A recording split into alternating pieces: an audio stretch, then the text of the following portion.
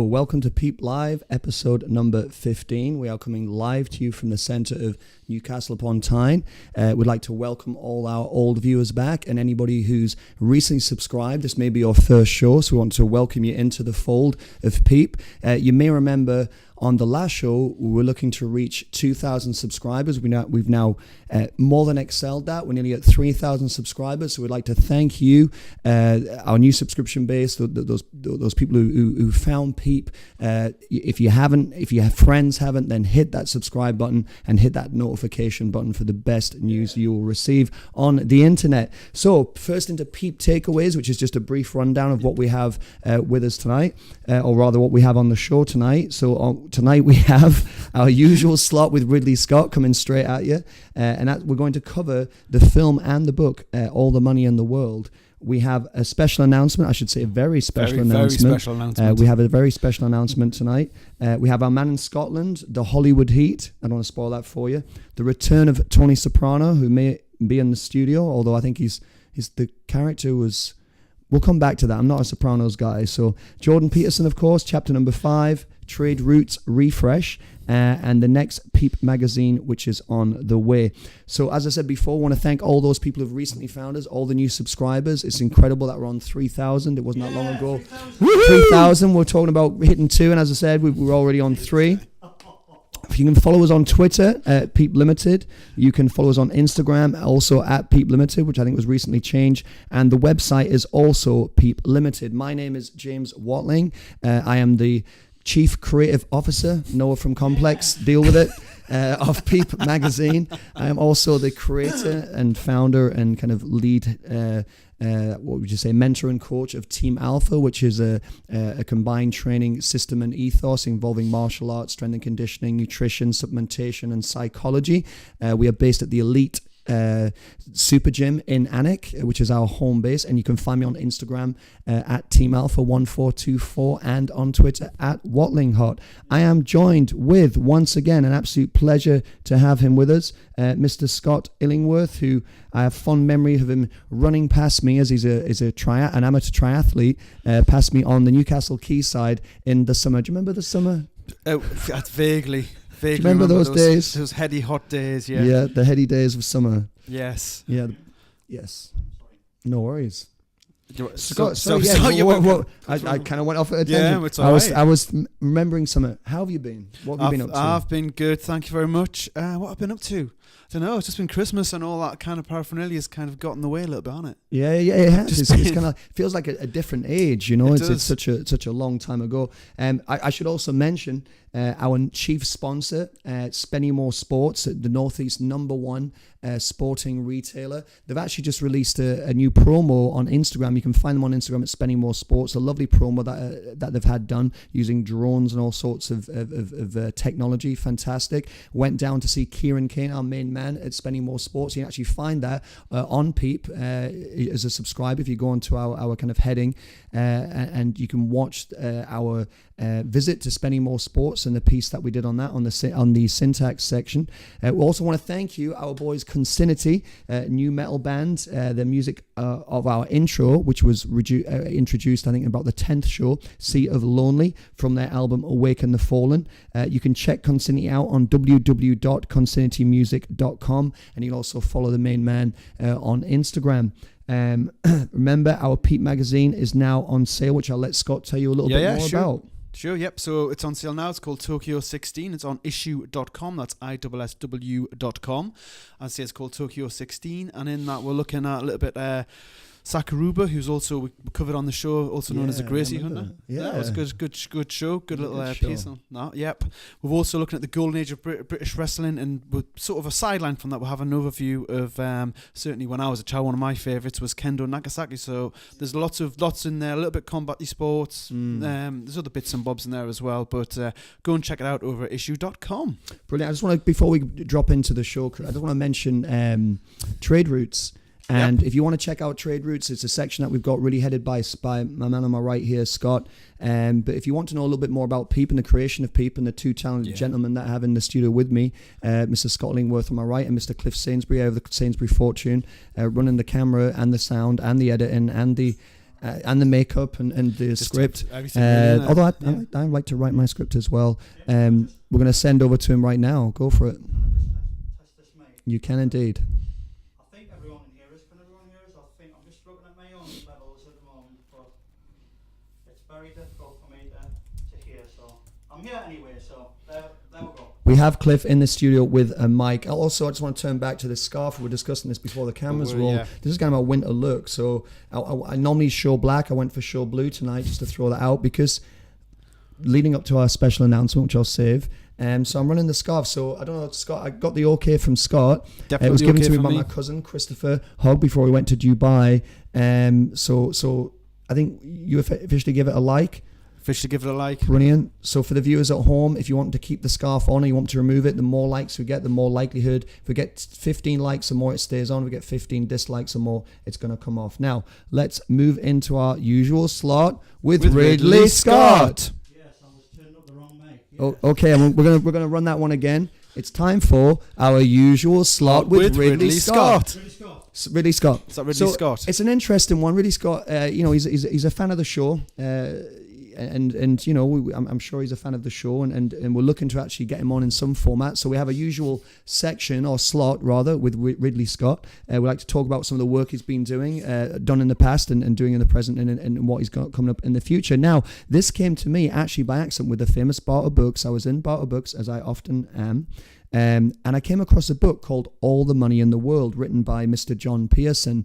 And as I looked at it on the top, I recognized on the cover it had an actor and an actress.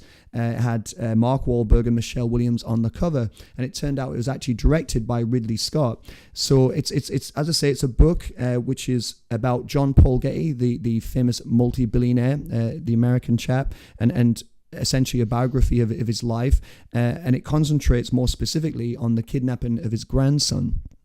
So it was adapted into a film by Ridley Scott. I'd never even heard of this film, but it was released, I believe, and I think it was the end of mid 2017 in the States and early 2018 in the UK. Yeah. And I'd never even heard of it. So I mentioned this to Cliff, so we thought we'd cover it a little bit. So I'm just going to give you a brief synopsis of the story and then some of the interesting facts behind it. One particularly perhaps more than the other. So it's All the Money in the World. As I say, it's directed by our man Ridley Scott, and it stars Mark Wahlberg, Michelle Williams, and Christopher Plummer, who replaced another actor, a famous actor, which we'll get into in a second. It tells the story of John Paul Getty, the multi-billionaire, the famous multi-billionaire, or more specifically, the kidnapping of his grandson, Paul Getty. John Paul refused to pay the $13 million... Sorry? Yeah, $13 million ransom for his release. Gail, who was the mother of Paul, was left to negotiate with the kidnappers with the assistance of a former CIA agent played by Mark Wahlberg named Fletcher Chase. So it's a very interesting story. Coming from the story itself, the grandson was kidnapped at the age of 16. A few little facts for you. It was over a 3-month ordeal that he had to go through, and he had his ear cut off, which was posted to his mother, which never reached him for months and months due to a postal strike. So they actually didn't know if he was still alive. And the highlight of the story, really, this particular part of the true story, was the refusal to pay the $13 million ransom, which everybody was appalled from, because he was a multi-billionaire worth I think $2 billion. And when they asked him why he refused to pay it, essentially what he said was, I've got 13 other grandsons or grandchildren. If I pay for this one, then all the other ones are going to be kidnapped as well. So why should I pay it? But the hook was, how could this guy who's got so much money not pay for it? But the story deepens where he was a very isolated chap. He was very closed off emotionally. He didn't really have much to do with Gail, essentially. His daughter-in-law, and who had married John Paul Getty Jr. So the relationship there was quite fractured anyway. What had happened, spoiler alert, is he had agreed to pay the kidnappers actually lower their ransom, because this had dragged on for months and months, and they felt that they weren't actually going to get anywhere, they weren't going to get any money. they couldn't believe, they were astounded at first that John Paul would not pay, and they actually thought that it was lies from his mother, who was saying, look, I can't get the money, he refuses to pay. So the kidnappers had lowered the ransom down to, I believe it was something like $3.5 million, round about that. So John Paul Getty had paid 2.2 million of that, which was the most he could pay. That was tax deductible. And then the rest he'd paid, which was on a 4% loan to his, his son, so they could pay these kidnappers off. So I don't want to spoil any more of that story for you. Unfortunately, I hadn't actually seen the film. As I say, I'd not had a chance to watch it, and I certainly hadn't heard of it being released before then. So it's something I've watched a few reviews on it, and I think it was kind of subpar reviews. It didn't really seem to kind of hit any heights, and there was an issue with the production of it as well, which is what we're going to talk a little bit more about. The character of John Paul Getty was played by Christopher Plummer, who, if I'm not mistaken, was in Sound of Music. Was he now? Yeah, was he not? Do you not play? Was it Captain Von Trapp or the Von Trapp family? Or I'm mixing up my actors. Is it possible to Google that? I'm sure Christopher Plummer was I will have a look at that for you now. Sound of Music. But he actually went on as a replacement. The original actor who was playing John Paul Getty was none other than Kevin Spacey. Now, Kevin Spacey had performed the entire role. The whole film was essentially in the can. But once the allegations had came out about the sexual misconduct, essentially allegations against Kevin Spacey, and they seemed to deepen and deepen, Ridley Scott had said that we're pulling him from the film, or rather we're not releasing the film in its entirety. So what they'd done is then hired Christopher Plummer to play John Paul Getty and just film essentially the whole thing again. Not the whole thing, but all the scenes that required the character of John Paul Getty, the factual character of John Paul Getty to be in, they'd re-filmed at a cost of a $10 million, which doesn't actually seem that much rather that had added to the budget. So I don't know. How do you feel? I mean, Scott, did you get a chance to watch this film? Or I haven't seen the film, no. But obviously, I've kind of know about I think the allegations took over the actual production of the film, or the actual release of the film. To be honest, and it's kind of okay. There was a little bit of there's a bit of publicity around the fact that Spacey was replaced, but beyond that, I think that overtook the actual film itself. To be honest, I don't know. Yeah, it certainly did. I mean, I think we just briefly said before, as far as allegations are concerned, for me, I'm not into witch hunts where allegations can be put out there, and within minutes, people are jumping on the bandwagon. People have no facts or evidence will jump on and tear people's careers apart. I'm not into that. No, whatsoever. Not at all. No. But however, when it's justified in the sense of then I think a morality call has to be made, and that's essentially what Ridley Scott had done. It's hard to recommend this film because we're not really doing it as a film review. It's a highlight of the film. Yeah, no, definitely. So it's something that I potentially would watch. From what I could pick up on the reviews, it was kind of this event happened, and as tragic and as as the event was, and as I suppose dramatic as the event was, there wasn't enough content there to make a full film out of it. And I think with Kevin Spacey being pulled off, would that have affected? I think you want to change the phrasing of that. Yeah, I think I probably do. Being pulled off the film, had that affected the whole production and the whole? But the writing still would essentially be the same. Yeah. So would it have made a difference to the film? I don't know. So I can't comment because we will never see the version with Kevin Spacey, no, we won't. And I haven't seen the version without Kevin Spacey. The book, though, I did speed read some of the book. I didn't have much time to look through, and I can certainly recommend the book. All the Money in the World is John Peterson, but I think it's also, so for the viewers out there, I would say check out the movie if you would like to. Certainly check out the book, All the Money in the World. If you don't know who John Paul Getty is, it'd be an interesting way to find out more. But we should never vilify a man. I'm speaking about John Paul Getty without, all the information absolutely about him. And there's reasons behind that he didn't want to pay the ransom. So it was an interesting one to bring up. It obviously Ridley Scott had directed that film. But if you say the name Ridley Scott, you're not really going to think All the Money in the World. No, you're going to think Blade Runner, perhaps, Gladiator, Alien, maybe The Martian, which I didn't personally enjoy that much. So I think it is in the pantheon of Ridley Scott films. It's probably ranked somewhere down the bottom. You're probably right. Which is a shame. Because I think it could have been an interesting story if it had been done, I don't suppose, in the right way. I haven't seen the film, but I can't comment. But we thought that would be a good one to have for Ridley Scott. I'm just going to pause you We're pausing now, guys. Because this is live and it's all Mm-hmm. a bit chaotic, James, I haven't got the filter on mic, so that when you go in this phone. Right. No worries. So A little bit. Yeah. speak loud but far away. Got you. No problem. No Okay. problem. Just a little bit of off-camera direction there with the sound. We had a few little technical hitches. Did. But not that the longest hitch, I think Cliff would remember, was when we started. We just had problem after problem. I think it was about an hour and a half, wasn't it, before we got started? Yeah, it was absolutely It, horrible. it was a killer, but today not too bad. Just before we move on. Yeah, please. You Yeah. were right on the on Christopher Plummer. He was the Captain Von Trapp. Captain Von Trapp. Yeah. Now there's a good movie, Yeah. The Sound of Music. Yeah, absolutely. I can recommend that. I It watched wasn't that- remade, was it? Mary Poppins. That wasn't remade. So a sequel to Mary Poppins. I know they did a Mary Poppins film. I've never even seen Mary Poppins, but I mentioned that because maybe they should do a sequel to Sound of Music, but would it work? Who knows? Right then, I think it's time for the special announcement. Very, very special announcement. Oh, that wasn't a wet fish, that Ridley Scott part there. I just felt that we didn't really have a lot to go with. So anyway, right, the special announcement is I'm moving on. I've been poached by Complex. They've offered me a great salary. They're going to relocate me over to LA. Unfortunately, viewers, it's not true. And it's going to the studio be warmer. So no, the truth is I turned it down because it's loyalty first. Yeah. No, you're appreciate welcome. it. It would be the same without me. I'm going to lose the scarf for a little while just to get the show blue on. So the special announcement is this. This is the last show. Viewer subscription. In the studio. In this studio. Well, in any studio, we're not moving to a studio. We are moving. We are officially moving and have officially been welcomed into the longest running nightclub, underground nightclub in Newcastle upon Tyne. Our new HQ home base will be World HQ. World Headquarters. Yes. There you go. Bring it on. How's that?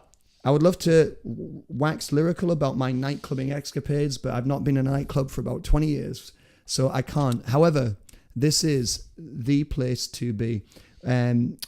It's the nightclub has a very specific ethos about open door policy, in the sense of it doesn't matter your ethnicity, it doesn't matter on your religious beliefs, it doesn't matter on your music tastes, it doesn't matter on your dress sense, on your sexuality, your sexual preference. Everybody is welcome at World HQ for an enjoyable night out with no violence, no aggravation, none of this kind of ego. It's all about going out, enjoying it, having a good time in an incredible environment. I was just watching the documentary. Actually, it's on that was on Channel 4, which I'm sure you can find on YouTube. Which talks a little bit about the history of World Headquarters. I went onto the World Headquarters website. And I picked up some information from there before I'd actually seen the documentary, and I was kind of overwhelmed by it. I mean, it looks like it's got such a deep history. I didn't realize that the Public Enemy and the Bob Marley, I think it was Jane Goodall, some of the images there were actually inside the nightclub, and that's all very done specifically. And Mr. Tom Corker, who I've not actually met, I've just seen him on the Channel 4 on the mini documentary. What a great guy. I've not met the guy yet, but I warmed to him already just when watching the documentary. I'm not going to mention, because I did go a little bit, I was, let's say, angered and appalled by some of the things that he'd said as far as what he'd undergone in his career, so I'm not even going to mention those. But, that's done. We're here, World HQ. It's fantastic. I also didn't realise, and Tom, if you're watching, I didn't realise you'd had a set at Druridge Bay. That's one of my main haunts in the summer.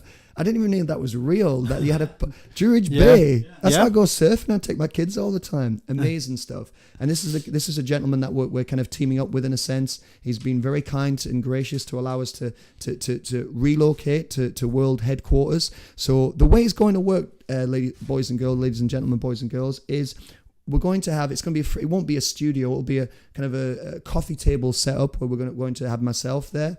We're going to still have guests on. We're going to run the show in a very similar format, but we'll have a live studio audience for the first show, we're going to invite 50 guests to come into the pre-opening of the club.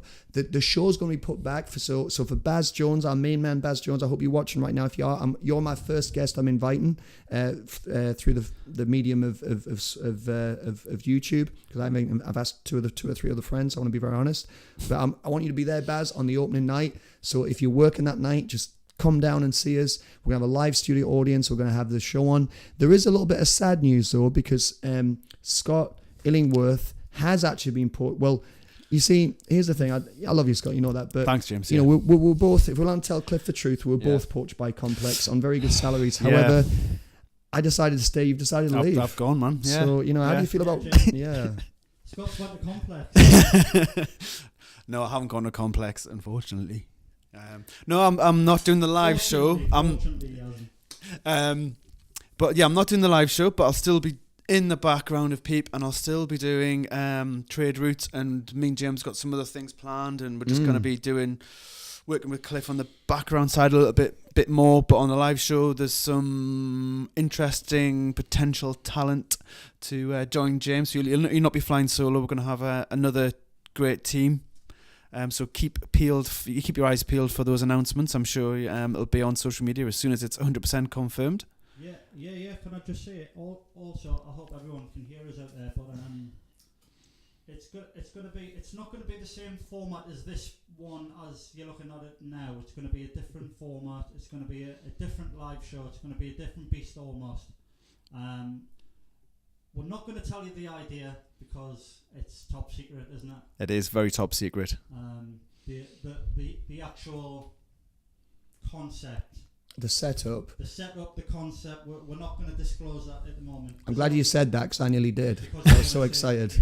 Obviously, Tom knows Scott, yourself, and a couple of other close friends and whatnot. But if you're listening, Tom, thanks a lot. Thank you, because you've really opened the doors up for people. And we were looking for a studio, and I think from what friends have said, we couldn't have picked a better place. We couldn't have had a better place. Absolutely not. In the northeast. So, yeah, I mean it's fantastic. So the way it's going to work, if I'm not mistaken, as far as the timeline, there'll be no live show in February. So we won't be joining you in February. So our first live show from World Headquarters will be held on the last Friday in March, whatever date that would be, which we can throw up to you. I'm not too sure if that's confirmed 100% yet. Yeah. I haven't confirmed anything with Tom as of yet. I don't think my mic's working that great, but over there I've just turned it up a bit. I haven't confirmed anything with Tom as of yet, because logistically it's a bit of a nightmare to organise.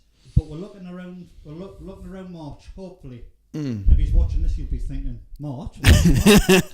Thanks, Cliff. Yeah, hang on a minute. I'm not too sure about that. Yeah. It's all, it's not, I was going to say, it's not pie in the sky, but... It's not set in stone. It's not set in stone. There's a pencil line for March sometime. But the fact of moving there is set in stone. The fact that we're going there is set in stone, unless Tom wants to pull out. Don't pull out, Tom, because the line pit's already been dug.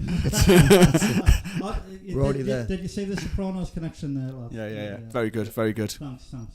So that's it. That's the special news. As I say, so we have the changes will be change of location, change of venue, an incredible venue that we've got, a live studio audience which will give us added energy. But the format of the show will essentially stay the same. We'll still have our combat news. We'll still have our man in from Scotland. We'll still have our usual slot with Ridley Scott. Yeah. We're still going to continue with our Jordan Peterson, but we'll also be bringing on, various guests live. If you remember the earlier shows on Peep, we had special guests come in. So we're going to be continuing that format in a more expansive fashion. So if you go over to 40D, is it still 40D? More for, thank you. I think it's 2010 still or something, I think. Yeah. And if you search for any colour you like, it's about 10-minute documentary on Tom Corker, and it's a fantastic Absolutely watch. Brilliant. It's really well done. I don't know the production company who did it, but it is fantastic, and we highly recommend as people for you to go over and watch that after we've switched off here in a bit. Absolutely. Absolutely right. Any colour you like. let's move on to our next usual section, or next regular section rather, which is the combat news. So I'm just going to take you through a little bit with combat news, and then once I've finished that, we're going to get our man on the phone, Mr. Chris Reid, just to run through and just to chat with me about some of these topics. So first one is we have the Degale Eubank fight that's coming up. James Degale, who's the former two times IBF super middleweight champion. It's a middleweight world title fight. They're both fighting for the vacant IBO super middleweight belt. As I say, James Degale versus Chris Eubank, and that's on Saturday, February the 23rd. It is for a world title, but with all due respect to the IBO, it's a recognized world title, but it's not up there with the top four, your WBC, WBA, IBF, and WBO. So that's really just for the, it's a belt, but it's also for the marketing. I imagine this is Chris. Hello. Yo, Chris, how you doing? Good to have you on the phone. I've just started my introduction to combat news, so I'm going to continue with that with you on the phone, my man, and then we can pick it to bits. How you doing? I'm doing good. Do your thing, man. Good, man. Thank you. Get in when you need me. You're coming through beautifully on the phone as well. The voice sounds perfect, as it always does. Oh, lovely. Brilliant. Okay, I'm going to run through. So we have this. So it's essentially a fight to see who is the UK's number one to challenge Billy Joe Saunders or potentially George Groves. So we have some of the best super middleweights in the world in this country at the minute, but it's certainly to see who can stay in the world title mix for a legitimate, in a sense, world title. So it'll be interesting. I mean, James Degale, I'm not sure who the favourite is. Eubank, he lost, I believe, a close decision to Billy Joe Saunders. Yep. However, he was beaten unanimously by George Groves. So it's really to see who will stay in the mix. Can Eubank's, conditioning, which I think University consider one of the most conditioned boxers on the planet, against James DeGale's, skill and a former Olympic gold medalist, I believe, overcome that. It'll be interesting to see. So second on the combat news, we have Darren Till, not Tillman. I did have Till written down, versus Masvidal, my boy Masvidal. Darren Till currently is 17-1-1. Masvidal's 32-13. He's got a tremendous experience, so the losses there represent... sometimes Masvidal's maybe not trained as much as he should, but the fact that he goes out and fights everybody, it's a welterweight matchup. Not to say too much about this, because I want to talk about this more in depth with Chris, because I know he'll have a lot of deeper information than myself. It's on the 16th of March at UFC 147, which is in London, and they've agreed to fight each other, from what I can pick up, essentially through social media, as I say, at welterweight. Masvidal lost to Stephen Thompson until comes off a victory against Thompson, even though there was weight issues involved, and a loss to Tyrone Woodley, is considered potentially one of the best fighters in the UFC at the moment. So we're going to talk a little bit about that and touch on the TJ Dillashaw stoppage against Cejudo. Perhaps the weight was an issue there. I'm sure, and of course, would touch a little bit on the Manny Pacquiao versus Adrien Broner. That fight's gone ahead. That's happened. Broner's, spoiler alert, he lost the fight on a unanimous decision. Pacquiao has a 61-7-2 record, with Broner 33-4-1. Manny won by unanimous decision for the WBA world title. He was dominant on the scorecards. I hadn't seen the fight in its entirety. I've seen highlights, but it seemed to me, I think a lot of people thought it would be Pacquiao's work rate against Broner's kind of, shoulder rolling and looking for those single counters. And Pacquiao certainly caught him. I think it was the 7th or 8th round. Didn't, stunned him where it looked perhaps worse than it was, with Broner losing his balance. So the aftermath of that. So, my man Chris Reid, how you doing? I'm doing good. Thanks very much for having me on the show. Hey, congratulations as well with the new accommodation. It sounds amazing. Yeah. Thank you. Thank you, man. It's going to be great. Cheers, Chris. Thanks, mate. I'm hoping to get you down for the first live show, sitting on the couch with me, if that's possible, in March. I'll be there 100%. And what's going on, guys? How you doing? Yeah, thanks, Chris. All good, thank you, Chris. Nice one. Chris, does the stream look okay on your end? Just because we'll always kind of ask it, because you're the only one, not the only one watching and get direct feedback now. Let's have a quick look here, because I kind of switched off. Sorry, live. Yeah, look at that. Look, I've just flicked onto it. Look at that handsome guy on the left. Oh yeah. Look at No, that. so scarf James, or no scarf, Chris? I'm wearing my scarf And around my Chris- waist, actually. Chris- It's pretty good. Only Chris will see this, but Chris, can you check out the screen now, pal? Yep. The Chris Reid show, how's that? Ah, brilliant, Ollie. Speechless. Lovely. That's amazing. Yeah, check out the Chris Reid show. That's my Yeah. podcast. Yeah. Anyway, right, let's do this. Sorry. What are we No, talking no, about it's here? good. Let's do it. So, Chris Eubank, let's go. yeah, let's do it. Degale Eubank. So little points on there. I mean, how do you feel about Eubank as a fighter coming off, a couple of losses? Obviously, Degale's had a couple of losses against, I think it was Badu Jack and to Groves, if I'm not mistaken, for the WBC and Ring magazine titles. What do you think? I mean, how do you feel about Eubank individually as a fighter, just briefly, Degale, and then them coming together? And do you think it really does highlight, the next step for a fighter? So that essentially the fighter who lose, not that he's over, but does that really put him in the shade as far as a future world title fight? Yeah, well, okay, so let's talk about Degale first then, right? Because I've taken it down to the foundations. Yeah, you can look at all of their stats. Degale's got 28 fights, 25 wins, 15 knockouts, 2 losses and a draw. But the guys he's fought have been unbelievable. He's fought a lot of Americans. He's been traveling about. He's an Olympian as well. He's got a couple of medals. So he's got a lot behind him. One of the things that became apparent, though, was when I was watching the press conference just there, he was a little bit shaky in some of the things that he was saying. And it was concerning me a little bit. Eubank he looked like Bane from Batman with a big furry coat on, super chill. And Degale was saying, whoever loses this fight has to retire. And to me, from a psychological point of view, that is the words of a man that's already got his foot out the door. If you look a couple of fights ago, Degale lost a fight, and he went to the papers after that saying that he'd been partying too much before the fight.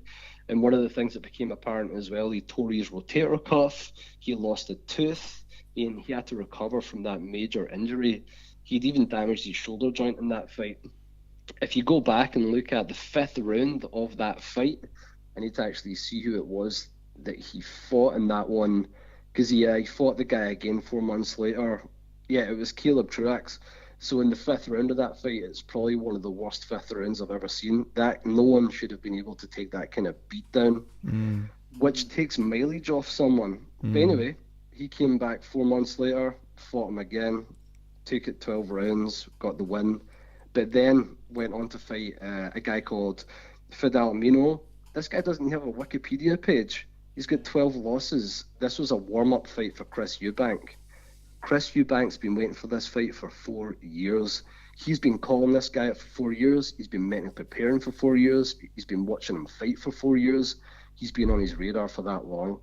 My money's on Chris Eubank. He's got cardio for days, and Degale's got 1 foot out the door already. That is my opinion. I don't know what you guys think. I'm with you on that one. As far as, I mean, I would take Eubank. I mean, I've always admired Eubank Jr., I should say, Chris Eubank Jr. You know, I was surprised actually that he lost to Billy Joe Saunders. To be honest, I had him winning that fight. I think that the mark against Eubank, and I don't know what you think on this, Chris, is he said that he's never really had a trainer like a boxing coach, but he has overseeing him. His father, Chris Eubank's old coach, which is it John? What's his coach called? Chris Eubank's old coach, who's now overseeing Eubank Jr. I can't believe I've forgotten his name. It's not not Davison, is it? I can't remember anyway. So, but for this fight, he said he's found an actual boxing coach. So, I mean, there is a lot to buy into that, because you know, if you don't have an actual coach who's showing you the techniques, I mean, there's shots of Eubank Jr. training with Floyd Mayweather Sr. over there, but he's never had a consistent trainer. That does affect you, because you know, at the end of the day, it is all about the skill and the technique, as you know, and all that type of thing. As far as boxing's concerned, it's about who's the better boxer, not who's hits harder, who's got the better condition. And that being said, you know, Chris Eubank Jr., I think he's unanimously got some of the best condition I've seen on an athlete. And I agree with everything you said. I think he really wants it. I think he's trained really hard for it. I think Degale may be a little bit fragile now after those losses, and he had a draw with Badu Jack, so he retained his belt. But I would say it's two for two as far as I'm concerned, because I feel Eubank is the one that's going to win this one and move on to the next step. Assuming that's the case, not to discount Degale, what do you see? Assuming Eubank wins this, what do you think Eubank's next step would potentially be? I'd like to see him fight Billy Joe Saunders again. Yeah. Yeah. Yeah. That'd be an amazing fight. It's a story as well because Billy Joe's such a controversial figure. I think he's had some failed tests and had to like step away for a brief period of time as well. Yeah. And their fight was quite a controversial one as well with the ending of it. You could take all my money. I would love to see that fight again. What about you guys? Chris, can you hear us? Yeah, I can hear you. Yeah. It's an interesting little concept about what James Degale said was did he relinquish the WBO or IBF? The IBF, sorry, and then Al Heyman said relinquish that belt because I've got a couple of big fights for you down the line. I mean, are you buying that? I'm not too sure if I'm buying that. I don't know. Because I really don't know. Because I don't know how many fights James Degale's got. I mean, to be blunt, as much as I love him, I think he's great. I just don't know how many more fights he's got.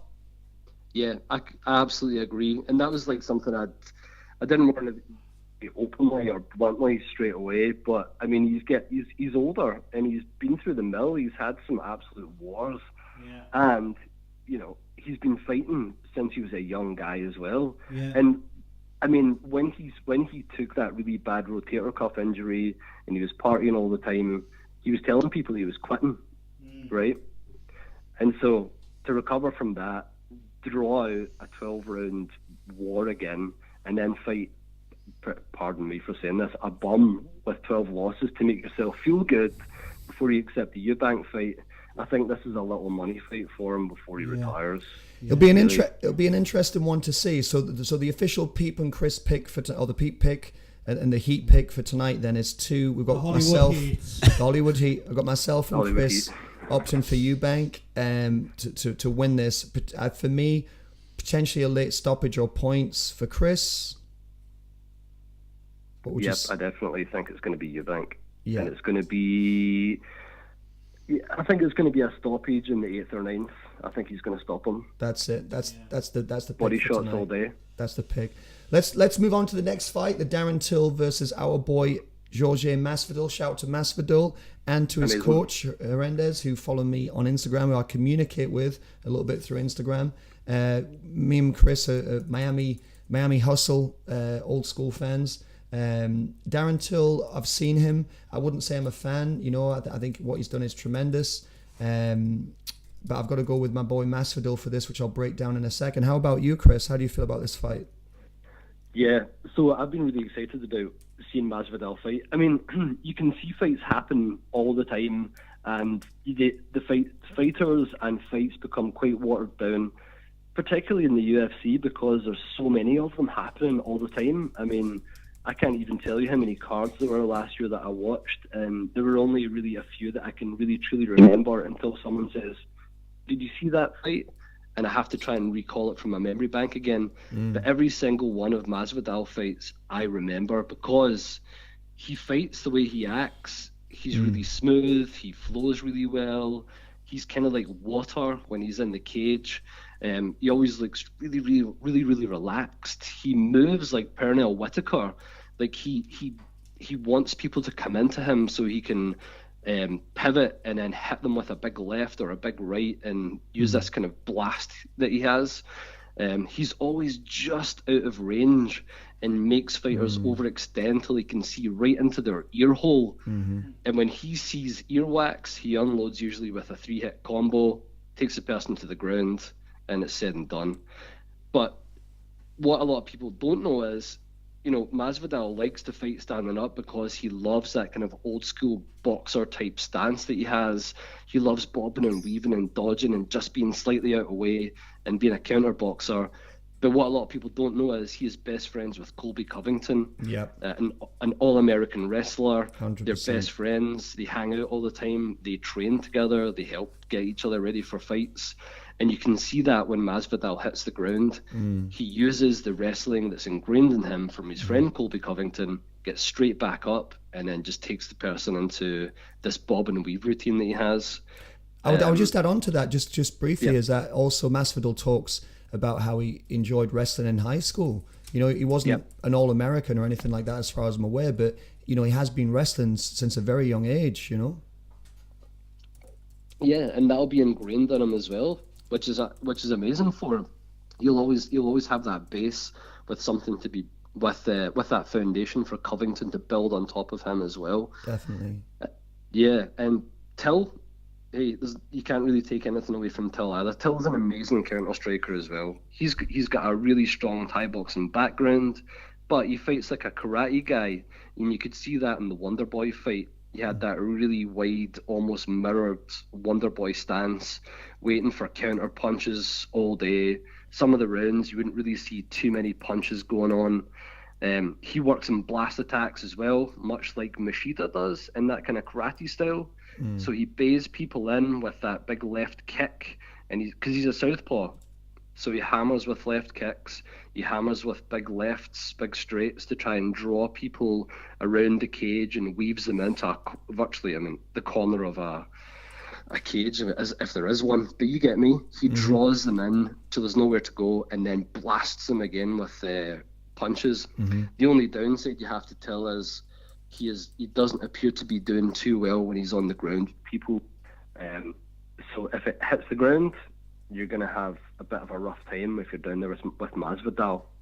One of the things you see from Till as well, if I can just say this, when Till does start to throw punches and he is doing his counter fighting, whenever he throws his blasts, like these 3 or 4 blasts he throws like a karate guy, the person almost 9 times out of 10 goes to shoot in on him, and he predicts that. He sprawls, turns the person over, and starts firing him in big elbows. And that's something Masvidal has to be aware of, that if it hits the ground, he's not going to try and throw some punches in there. He's going to be trying to finish it with elbows straight away. I want to ask you... my money... Sorry, on you go. No, I just want to ask you this, and then I want to get your picks. I was just looking at the former opponents. Now, if you look at it from one perspective, I think, you know, Masvidal, I think we forget he's still quite a young guy. I think Darren Till's a little bit younger, I'm not sure, but Masvidal's highly... 25? Sorry? I'm not too sure how old Darren Till's 25. Yeah. I think Masvidal must be about 30s. That as well. Yeah, I think he's a little bit older, I think, but I mean, he's had so much experience, you know, perhaps that's going to tell, but I'm looking at this fight. So here's my question. So Till, I believe, if I'm correct in saying, beat Wonderboy, even though there was weight issues because he hadn't made weight. However, Masvidal had lost to Wonderboy, even though it wasn't, you know, I believe it was a loss.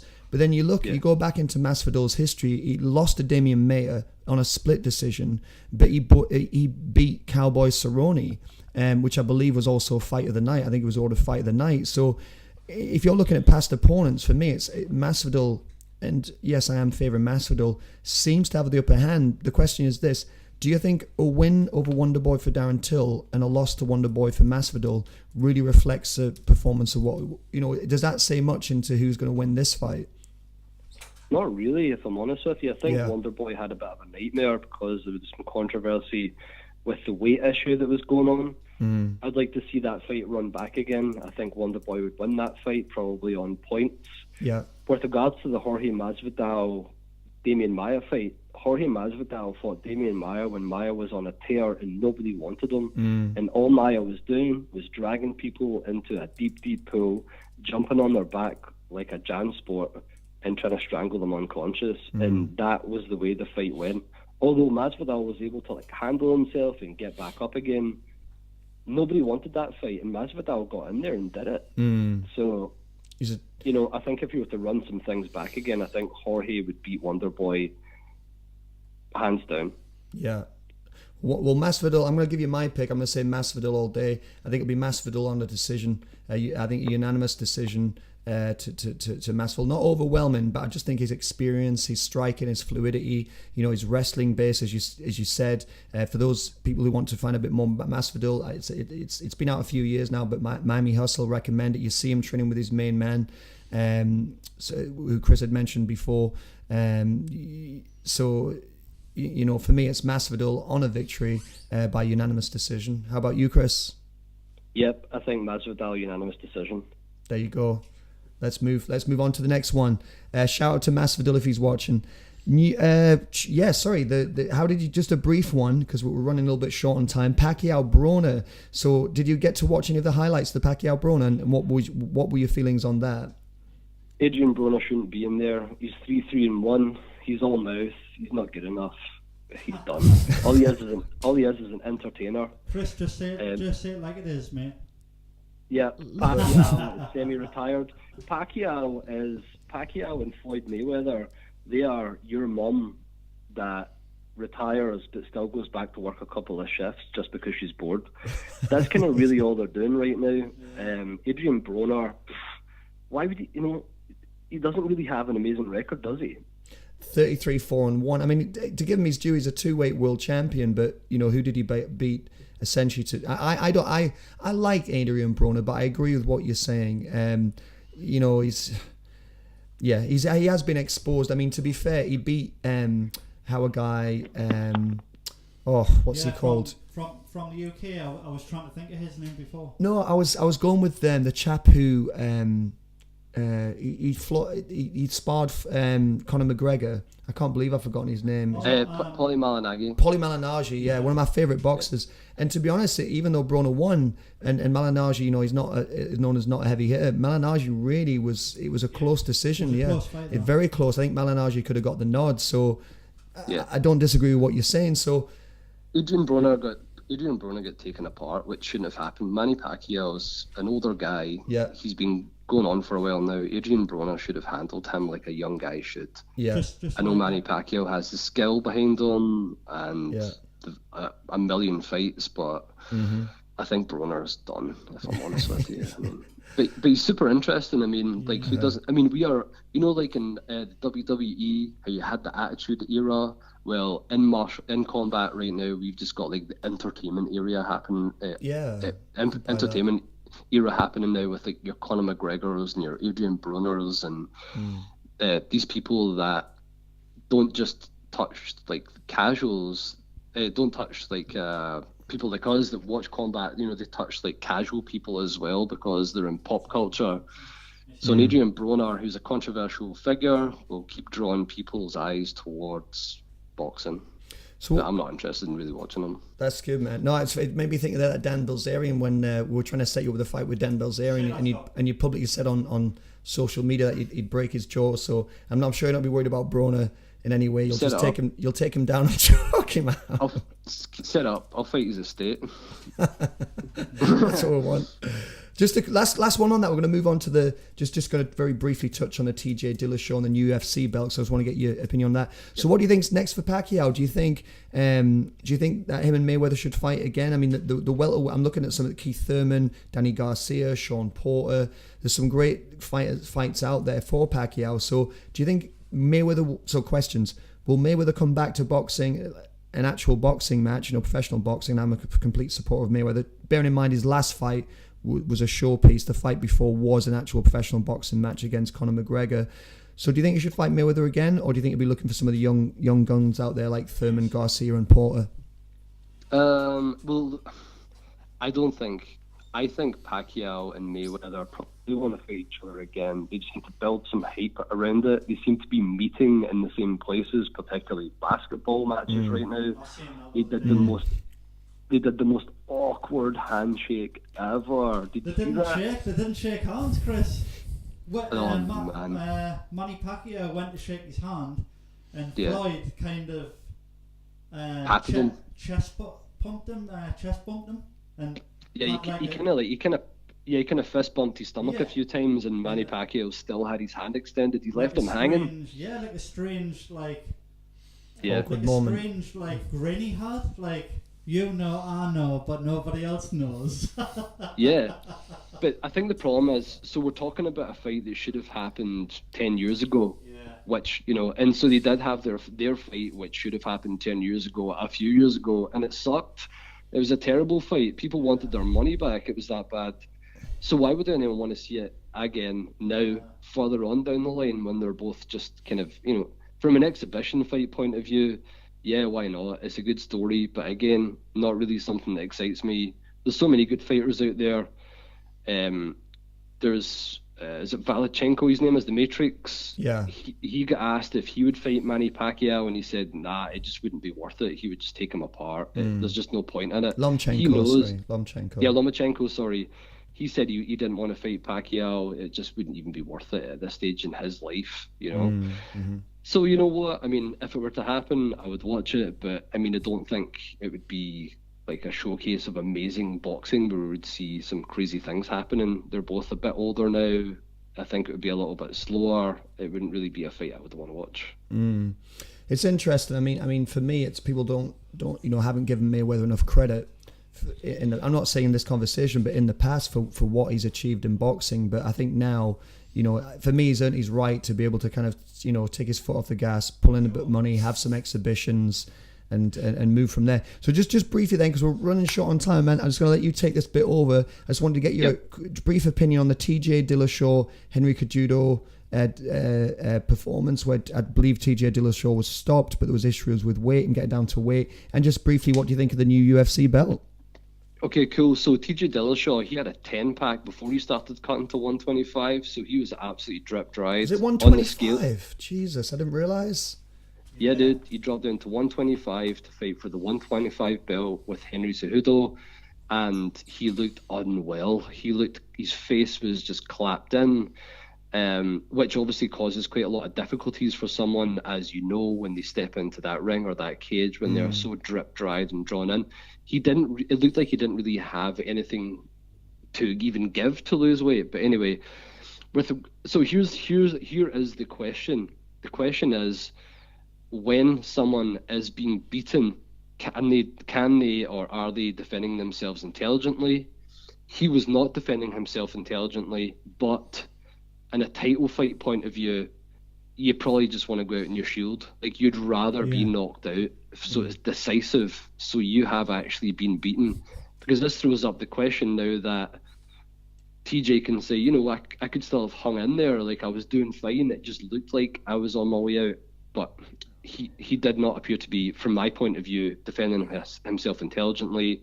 He looked like he was rocked, and it looked like Cejudo was probably going to continually beat him until he was unconscious. But again, it throws up the question. If it was me and I was through the back speaking to the ref before the fight, I would be saying, let me go out on my shield, let me go unconscious, do not stop this fight. But then you've got fighter safety. You don't want the guy to die in there. Also, you've got to take into account that he was drip dried, which obviously lowers fluid in his brain, and you've got to question how that will affect his mileage down the line. Brilliant. UFC belt? Yep. Yes or no? Yeah, then yeah, man, the UFC belt's beautiful. I just don't think people have looked into it enough. The UFC, well, so like, to some people, a belt's just like a little bit of tin you can buy. I could go and buy a belt right now, but this belt means business. So the old UFC belt, as you know, was just kind of straight up gold plate, maybe a few stones in it. But this one is serious. So it has your own flag in it from your own country, if you're the winner of it. And one part of it, I think it's the right-hand side, it's got a gold octagon, and it's got diamond stones on each corner of the octagon. And for each time you retain the belt, one of those stones gets replaced with what looks like a ruby. Oh, wow, I didn't know. And yeah, it's pretty badass. And then that will eventually turn into like a red ruby belt. Yeah, so there's like a lot of significance behind it for a fighter to actually hold the belt. You know, it's got the UFC logo on it, it's got gold buttons, it's got the flag part on it, it's got the stone part of it that changes. What's the literal just quickly, what's the literal value of the belt? Not like the the emotional value, but because the Lonsdale belts are very expensive, you know, they're expensive belts to make and to put out there. But do you know the literal cost of this belt to make? I don't, unfortunately. I said I could go out and buy one. I meant that metaphorically, if you know what I mean. But yeah. No, I was interested because I'm just wondering if they put a lot of, you know, if the belts cost 10 grand to make, then even though there's a lot of emotional value from winning it, but then there's also a lot of kind of physical value as well. So I was interested in how he'd done that, you know. Of course. I think what was happening was originally with the belts, you know, with the old UFC belt, you know, if I was the champ and I had the belt and then I won again and retained my belt, they would give me another belt. So I think, you know, in my by study, I would Yeah. have like 12 belts of belt retention. But this means now you just hold the one belt and it gets replaced with stones. So you Yeah. just have like one belt and it gets replaced with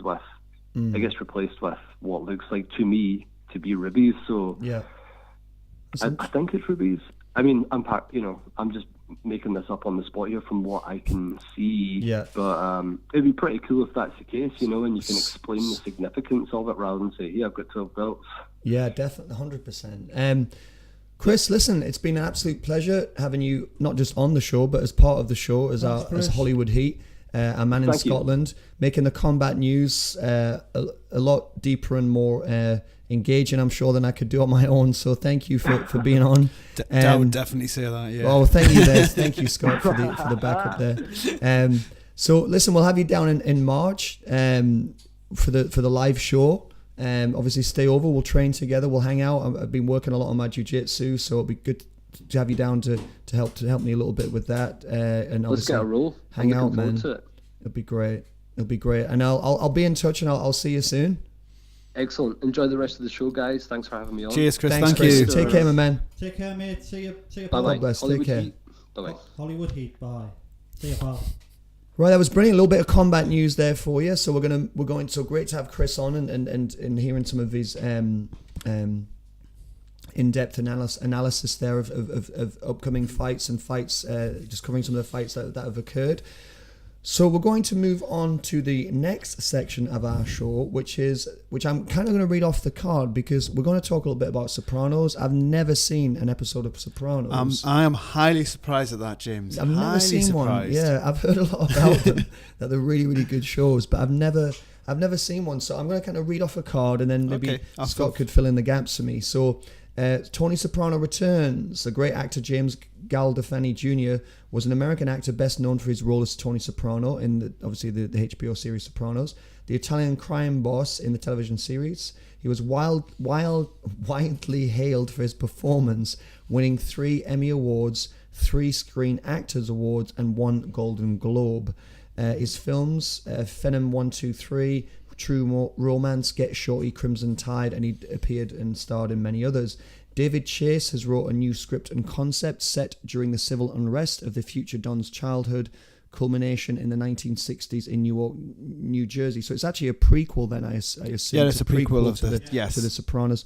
The protagonist will feature Dickie Molensky, Christopher Molensky's father, if I'm pronouncing that right. We'll also see... Go. Molesanti. Dickie Moltisanti. But you have to do it in an Italian accent. Dickie Moltisanti. Dickie Moltisanti. We will see a younger Giulio Soprano and, of course, Tony Soprano's father, Johnny Boy. Jace has wrote the script with Lawrence Connor, and the release is unknown, but is likely to be before 2020. Where are those robots that were meant to be hunting us down in 2020, the Terminators? A lot of things we were promised never happened. I'm still waiting for the flying cars, to be honest. Flying cars, I'll tell you. It's been reported that the young Gandolfini screen presence, skill at Tony's mannerisms, and clear resemblance to his father made him the only choice for the part. So it's his son then. That's his actual son. So yes, that's taken over. That's taken over the role. That's incredible. So just to confirm that Michael Gandolfini,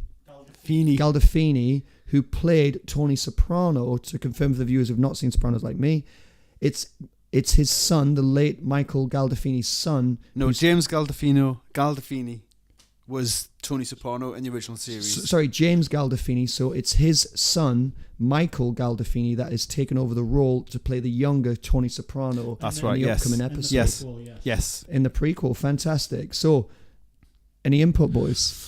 So as you said, just for the fans, as you said, we've got David Chase, who was the Sopranos creator, showrunner, head writer, producer, and correct if I'm wrong, Cliff, didn't he play God in one episode as well? Yes, I think he did. Yeah, he did, didn't he? Which, that says a lot for show creators and directors. Writer. No, that's fantastic. The writing is brilliant. It has to be said. Yeah. So he's wrote the script alongside a long-time Sopranos staff writer, Lawrence. Is it Connor? Did he not have something to do with Mad Men? No, I'll be getting that at the moment, Cliff. You're jumping the gun there. I'm already there. Yeah. Sorry. But sorry, Lawrence Connor there. He also wrote You got the sole credit on 3 of the Sopranos episodes. Now the director is Alan Taylor. He directed 9 episodes of the Sopranos alongside the Madman pilot. That's where you're getting the Madman. Right, cool. So it's actually, it's from the director Alan Taylor. So I'm hoping that, and I'm sure you'll agree with us on this one, Cliff, is that since we've got 3 big original parts of the Sopranos series, that the film isn't going to disappoint and will actually stand up to view and scrutiny. Thanks, James. Yeah, because I think there's so many strong characters, even in the Sopranos series. So Yep. You've got Dickie Moltisanti. Yep. You've got, what's Tony Soprano's dad called again? Oh, I think I've got it on the notes. James. it's Johnny Boy. Johnny Boy. Johnny Boy. His character. Good old Johnny Boy. His character only sporadically came. And that's in flashbacks, isn't it? It's only in flashbacks. Yeah. But his character is excellent. And then you've got Junior. So all 3 really strong And- protagonists, Yeah. characters, yeah. I feel certainly in the film also as well. I think alongside that, you've got Livia, his mother. Yeah, who I keep forgetting about. Yeah, her. she was a very highly strong character, and actually she was the gang boss. If I'm She was seeing horrible. That's one of it. She was horrible. She played a great part. Yeah, that's true. So as you said, James, in pre-production, unlikely to be out until. Oh, but it's not going to happen this year, unfortunately. And the movie's set in the 1967 Newark riots, and that was lasted. It was a riot that lasted 4 days between July the 12th and the 17th of 67, and it started from a protest against police brutality at the time. And over that time, over those 4 days, there was loads of looting, rioting. 26 people died, 700 people were injured, and like 1,465 were arrested as well. So it sounds quite an interesting backdrop to. Well, Scott's been doing his I tell you, research. yeah. Scott's been doing his research, hasn't he? Sitting and bought books on a Wednesday morning and breaking out the laptop. Yeah, something like that, Freezing James. Yeah, cold. I'd still be nice one flat, to be quite honest. Don't blame you. No, My feet were like ice. But also at that time there was quite a lot of mixing up, a lot of what's the word I'm looking for? Antagonism between African Americans and Italian Americans at that period as well. So I think this film, obviously we haven't seen it, but I think it's going to be a lot like A Bronx Tale. Have anyone seen A Bronx Tale? Yeah. Directed by Robert De Niro. I think it's gonna, because it's got the music, it's got the kids, it's got the black white divide, it's got the civil unrest, it's got the music, I think it's going to be a lot the same. I'm gonna have to, right. Are you looking forward to seeing it, or do you think it's going to disappoint? I know you are one of the biggest Soprano fans that I know. I'm probably the biggest Sopranos fan in the world. Yeah. But I think it's never going to disappoint if David Chase has got anything to fair do enough. with it. Yeah. So that's all I can say on that. I think it's going to be absolutely brilliant, and it's just a shame that Christopher Moltisanti won't be in it, because he was one of my favourite characters. Right. Okay. Yeah. No, he was a brilliant character. Absolutely. So he may not even have been born, and I don't think you would have been. No, Yeah. you would have been born in the 70s. I would have thought. Yeah. So there's a lot to think about. There's a lot of. It's going to be cool. I can't wait for it. Excellent. Are you going to make a trip to the cinema for this one? No, I'll just wait till it comes out on DVD. Fair enough. I don't know. By the time it comes out, DVDs might not exist anymore. wait To for be the honest, box I mean. set. You'll wait for the box set. Yeah. Brilliant. So moving on, I just want to quick thank you to Spenny More Sports for supporting Peep. Now we have to little announcement. Unfortunately we cannot contact the winner of our Spenny More Sports competition. So we're going to have to pick a new one. It was for a set of Toughwear synthetic paddles with bag, Toughwear hand wraps ×2, Toughwear Empire Pro tape ×3, and Toughwear bandages ×4. So we're now going to randomly. We had tried to contact the winner numerous times and we couldn't get through. So we're going to pick a new winner right now. So if there's anyone out there who has subscribed to Peep magazine, you could be called out in the next couple of minutes. So Don't know what these extra bits are, but let's pick a winner. Thank you. Pick from the bottom there. don't go too far down. Oh, I don't believe it. it's in person, is it? It's Paula Wizarok. Paula. I'm not pronouncing your name properly, so I will just abbreviate to Wizzy. It's Wizarok. I'm not pronouncing your name properly, but so I do apologise. Paula Wizarok. Right. If I'm pronouncing it, and I do know this person, so that was not fixed by any chance. That was a coincidence. All right, you know. I know that person. Yeah. Oh, really? Yes, I do. All right. I was just going to put like a call out saying, if you haven't got a contact me on YouTube or yeah, no problem. Oh wow. That's quite crazy. But there you go. So I hope it was meant Paula. To be. It was meant to I be. guess it was meant to be. So James, yes. Can I just say, the last person who we pulled out the name, I tried everything to get in touch with that person. Yeah, we really did as well. We went to the. They didn't have a contact page on YouTube. There was 5 people on Facebook who, with the same name. I contacted all of them. Yeah. 3 people got back, said it wasn't me. There's nothing much else we can do really apart from. Thanks for subscribing, but you had no way of us contacting you. Yeah, I mean, we did go 8 weeks as well for that one, and we waited 8 weeks. So no, all is fair in love and war. So we picked a winner. So Paula, you are the official winner of our our 4th Peep Live competition. Can you give of me a shot yeah. So you've won these hand paddles. Spenny More Sports. I want to thank you for that. Hand wraps. Boxing tape, the whole deal. So it's all there for you, and we'll make sure we get that to you. So we'll sort that out. I can maybe give that to you personally. So congratulations, and I think your name might be on the screen now. So so well done. What was the competition? we don't have that facility to get the name on the screen just yet. We're working on that. And what was the question again? Sorry, was it always a random pick? It was a random pick. It was there wasn't any question. It was a random pick. And I want to shout out to Scott for taking the time to take all those names of subscribers and cutting them and making them ready for that. Thanks for that, Scott. My hands. I've still got repetitive strain injury, to be honest. Yeah, that's one of the reasons you move into complex. So you don't have to do that anymore. Exactly. Yeah. There's interns for that kind of stuff. Exactly. He spent his allowance on black ink. So we do have another one of those, don't we? There's a pair of those. Yeah. Tough wares, brilliant. Okay. So Paula will make sure. Yeah, we'll make sure you get that. So well done, Paula. Well done. All that hard work has paid off. Oh, brilliant! Thanks. Is she a fight fan, James? Yeah, she is. Yeah, she does enjoy combat sports as well. So yeah, I think she'll make use of those in some way. Brilliant. So that's a well-deserved winner. How mad, huh?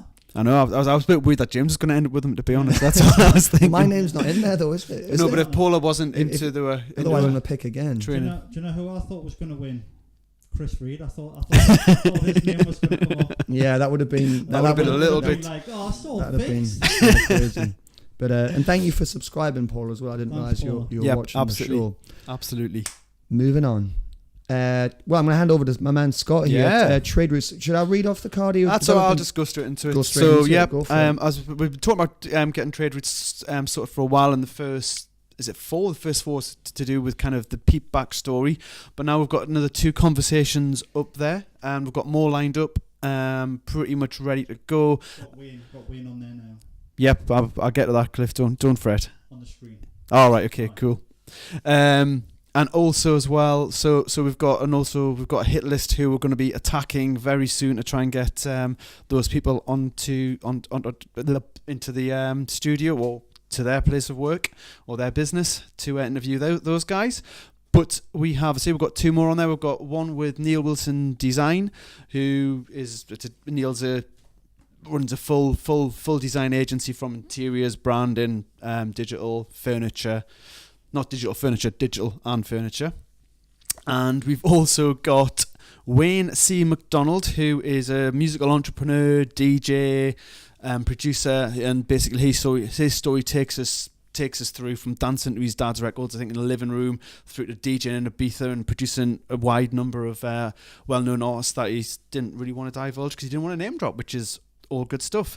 Yeah. Both conversations take us into minds of 2 different creative people, and they're both really enjoyable. So go and check them out. Make sure you subscribe and hit the notification bell at youtube.com/Peep Magazine.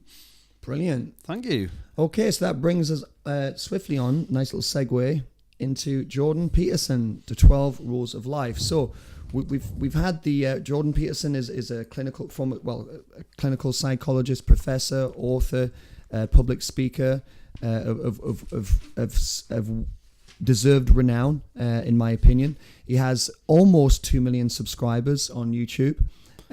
He wrote 2 books, Maps of Meaning being his first book, which was really a delve into into essentially clinical psychology. Yep. I've not read the book, so I can't fully comment on that. Can't find it in Barter. Sorry? You can't find it in Barter. I think it was actually in Barter Books. Was it? So maybe I should pick that up. Shout out to Barter Books. I want to say, this is a little bit of news actually on Jordan Peterson. So if you haven't heard of him, then I seriously recommend that you go onto YouTube and follow some of his videos. I've personally watched most of, if not all of his university lectures that are on there. His personality lectures, his lectures on, he took apart some parts of Genesis, the Bible, his biblical lectures. Also, he had Maps of Meaning. It is a small kind of section on that. So I've ran through all those, watched a tremendous amount of his videos. I personally believe that he's trying to do positive things. He is trying to do positive things for the world. There is a lot of haters out there. As you're trying to make things, change things, and you're doing great things, you're becoming successful, that's obviously going to happen. So we're breaking down his 12 rules for life. It seems to make sense that we're going to run through them. It was actually Scott's idea to do them in order for each show, which I think is fantastic, rather than just doing a review of the book. The news is that Mr. Peterson is currently writing the follow-up to 12 Rules to Life, which I believe it's tentatively titled Beyond Mere Order, 12 More Rules for Life. With the idea that the book face would be kind of a mirror of this. It would be black text instead of white, and obviously renamed as 12 More Rules for Life, Beyond Mere Order, which I think is really interesting, that the white book is the antidote to chaos, and the black book will be Beyond Order, so order and chaos, a reflection on those 2 colours. So tonight's rule means myself and Scott had kind of discussed this before, where it's, of all the rules, it's for me personally, I'm going to speak because that's all I can do. Go for myself. It does resonate with me, certainly, because I have children. I have 3 children, so it resonates with me. But as I was reading it, and I hadn't even spoken to Scott or communicated with you, I'd said of all the rules, it seems to be the one that's more kind of I suppose clinical advice, rather than the psychology. Although that being said, I did find a part there as I'd speed read into it, which kind of reflects that. So I'll get onto the rule, and the way this works is going to be a slightly more edited version, not because of the rule itself, but we want to try and close this section up a little bit. I'm going to read the rule, give my interpretation of it. Scott's going to give his interpretation of it, and then we like to read 1 or 2 short paragraphs that kind of, what would you say, not condensed, but kind of give an overview of what we believe that chapter to be about. That's and exactly we recommend right. that you buy the book and you read the book. This one I bought on Amazon. Shout out to Amazon. But I also bought a copy of...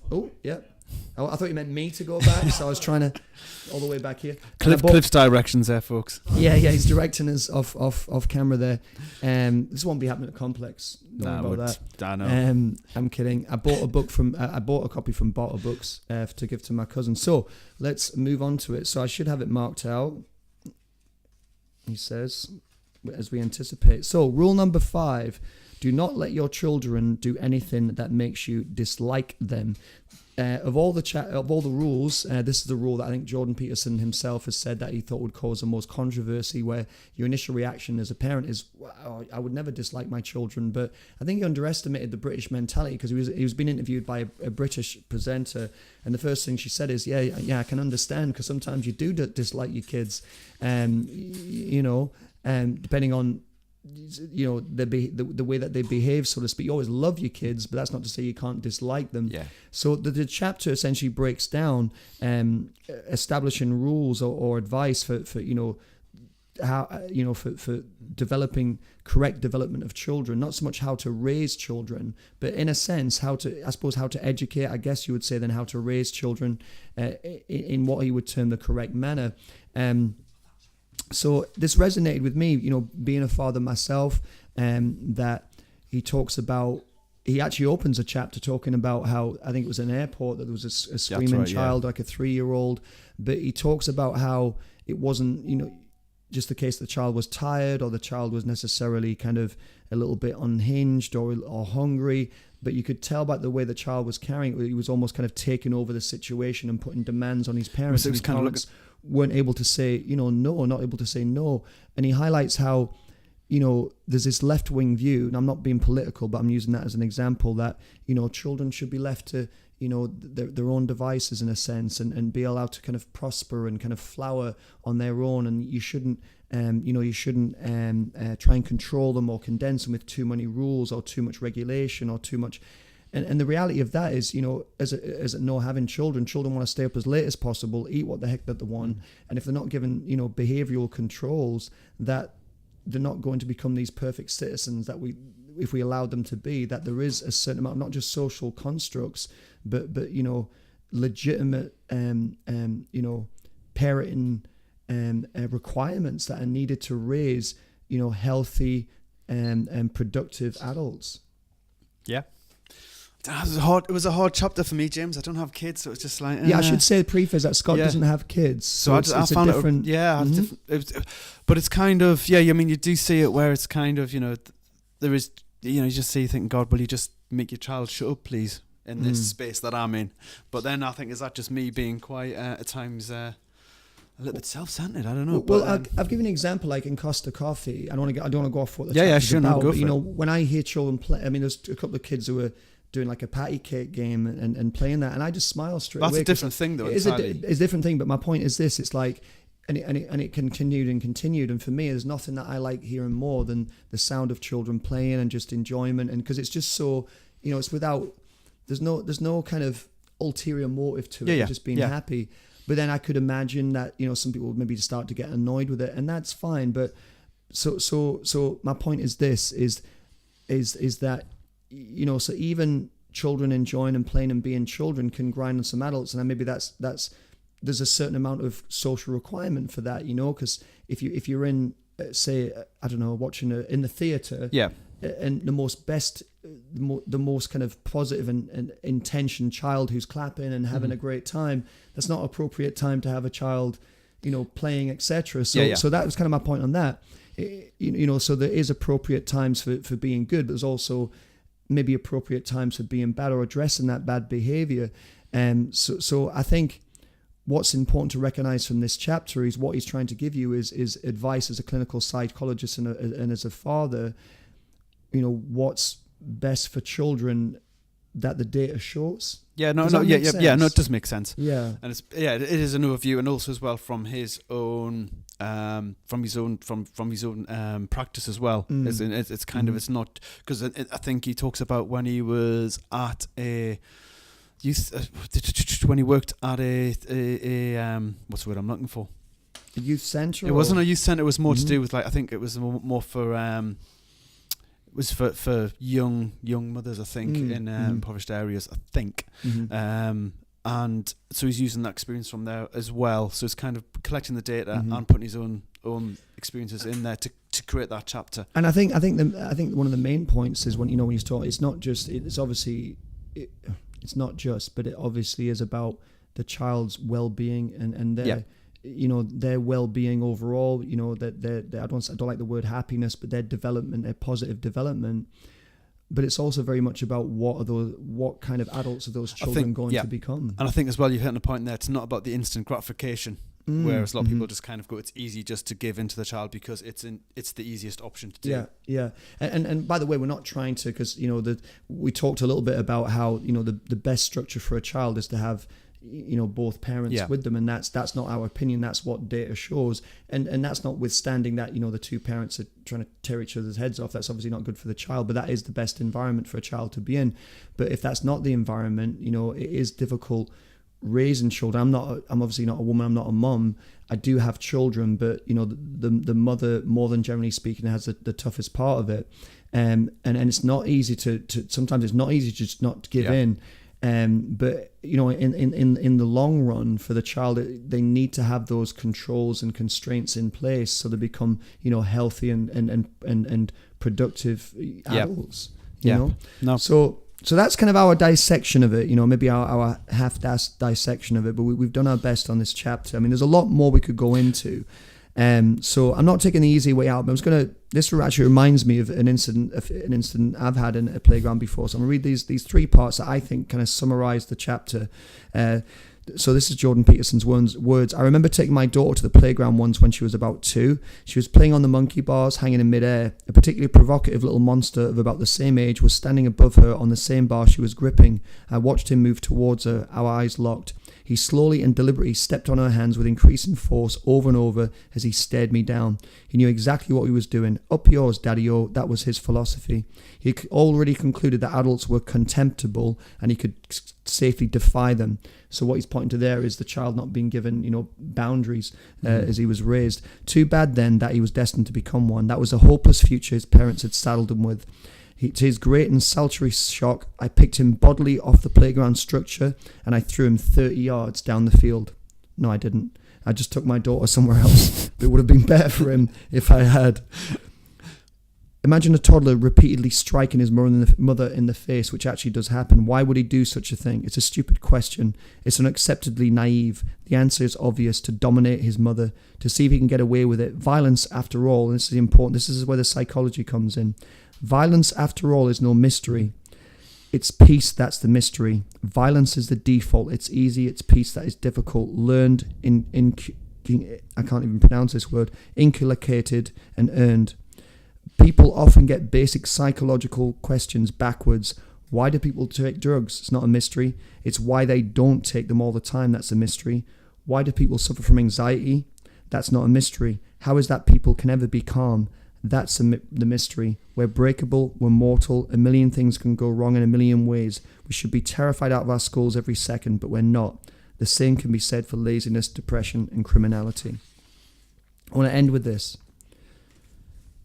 A child who pays attention instead of drifting and can play and does not whine and is comical but not annoying and is trustworthy, that child will have friends wherever he or she goes.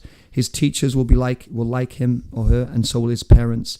If he or she attends politely to adults, he or she will be, I'm going to use he, it could be he or she, will be attended to because that's how it's written, smiled and happily instructed. He will thrive in what can be easily a cold, unforgiving and hostile world.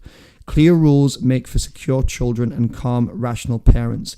Clear principles of discipline and punishment balance mercy and justice so that social development and psychological maturity can be optimally promoted. Clear rules and proper discipline help the child, the family, society establish, maintain and expand the order that is all that protects us from chaos and the terrors of the underworld, where everything is uncertain, anxiety-promoting, hopeless and depressing. There are no greater gifts than a committed and courageous. There are no greater gifts that a committed and courageous parent can bestow. Do not let your children do anything that makes you dislike them. And I'll follow that by saying, and the whole point of it, because if you dislike your parents and you love them so much, if you dislike your children, and you love them so much, how are strangers going to respond to them? Done. Issue. Yep, so we're busy working on the next issue of Peep magazine. What a handover. What a handover. That's a segue, Slick. Boys. That's a segue. Segue and a half. That's how we do things at Complex, all right? That's how we do it. Anyone watching at home, that's how we do a segue. That's how you do a segue. So yeah, we're busy working on our next issue of Peep, and we're looking for contributions. So if you've got something to say or you'd like to write an article, whatever, get in touch with us at contact@peepmagazine.co.uk. That's contact@peepmagazine.co.uk. As I said earlier, the latest issue is still available directly from ISSUU.com. And as we're just at the moment, we're going through the process of working on some brand new content for issue 17. Fantastic. Yep. So, I should really say you can. You can subscribe to the magazine, which will have 4 issues a year for £10, and you can buy single issues for £3. So if you go for the subscription, you're going to save about 17%, as opposed to buying each of them individually. And, can I just also say that big shout out to ISSUU. Biggest shout out to ISSUU. Thank you very much. Thanks, ISSUU. We're still appreciating. We're still going to keep them new issues coming in. For you. How's that? There it is. See you at World HQ. Done. Not really. So just to cover, so guys, listen, thanks for being with us on our last studio show. Just to brief over, we've talked a little bit on that usual sort of Ridley Scott, All the Money in the World. We suggest you check out the book. If not, have a look at the trailer for the film, and then maybe look at some reviews. Special announcement. So we're looking forward to being over for the first time rather at World Headquarters, our new home base. Thank you to our man in Scotland, my good friend Mr. Chris Reid. Get him on Instagram right now, Chris Reid BJJ. The Return of Tony Soprano. Maybe I should watch the first episode of the first season. I think you should. I'll watch that. Absolutely. Well, I'll get on that. Jordan Peterson, thank you to Mr. Peterson for the words of exquisite wisdom from you. I recommend people go out and buy that book right now. It's on Amazon for, I think, including delivery, if you're an Amazon Prime member, which I am, for under £9 actually. So I seriously suggest you buy that book and start to read it. It's an easy read, isn't it? It's not. Yeah, no, it's easy to read. It's an easy read and very informative. Trade Routes Refresh. Thank you for that. Thank you to Paulina W for entering and winning the competition. We'll make sure we get those goodies over to you. And next Peep Magazine is on the way, and we are looking for contributions. Thank you to you, the viewer and the subscriber. For nearly 3,000 subscribers are on now. Yeah. The next big step is going to be hitting that 10,000, the 10K. Thank you to Consinity Music for allowing us to use your music. I want to shout out to Incase for that tremendous sports field bag that they've given to me. It's had tons and tons of use. I want to thank you to Spenny More Sports. I'd like to thank you to Mr. Scott Illingworth for being with us again tonight. I look forward to seeing you again soon on some of the other projects that we're working on. I just want to say from a personal point of view, from the Syntax, we've got some great pieces coming over to you. We had some meetings over the last couple of weeks. I'll not say who with, because I think we'll actually go on our Instagram and look at some of the clues that we're laying out for you. So I'm not going to say too much about those right now, but some tremendous pieces coming out on Syntax. I want to say a big thank you to Mr. Cliff Sainsbury, the heir of the Sainsbury fortune. Yeah. And when that comes in, we'll be coming back off Complex. Yeah, we'll come back. We'll come back from Complex. And that's it. I think that's it. That's the end of the show. Spending More Sports. I shouted out Spending More Sports. Yeah. I'd said Spending More Sports. Thank you. And of course, Tom, Mr. Tom. Big shout out. I'm just going to put an extra thing up there for Tom. Big shout out to World Headquarters. Anyone who's wanting to get involved with this show, it's going to be massive. It's going to be the biggest thing in the Northeast. Absolutely, guaranteed. We'll be sending out some invites as well. So we'll be inviting some of people out there for the first live show. Yeah. And if you want to come, we'll have some special places for viewers. So get in touch, leave comments in the YouTube. Yeah. Because sorry to interrupt there, Scott. No, go for it. We're still trying to work out this Patreon. Yep. And then I think that's what you're referring to. That's part. But I was thinking for the first show, just anyone just can, and we'll have a little special pick. Yeah. Because obviously the World Heads thing is going to be live. And then we're going to have to get our heads together for the whole behind the scenes stuff that's going to be going on, and there's going to be little privileges. Yep, absolutely, yeah. Like you've just said, to people who want to support us. But I want to thank James, I want to thank Scott, I want to thank Spenny More Sports for supporting and sending all these great things, these gifts for people to win. And I want to do a big shout out to ISSUU, and I want to do a massive shout out to Tom Coker from World Headquarters. Fantastic. Thank you, Cliff. Thank you, Cliff. And Chris. And Chris Reid. How did I forget Chris Reid? There you go. You can't. And the Hollywood Heat. And the Heat. Big Chris Reid. Thanks for contributing to all these insightful combat knowledge. Yeah. Anecdotes about combat sports and all the rest of it. Fantastic. It's absolutely brilliant. Right, guys, thanks for joining us tonight. It's been another great show. We've enjoyed it. We're going to miss the old studio, but we'll get this converted into something else. I'm not sure what. It will be warmer. And then, but we're going to move somewhere warmer, that's for sure. World HQ, we're on the way. Peep, we are out.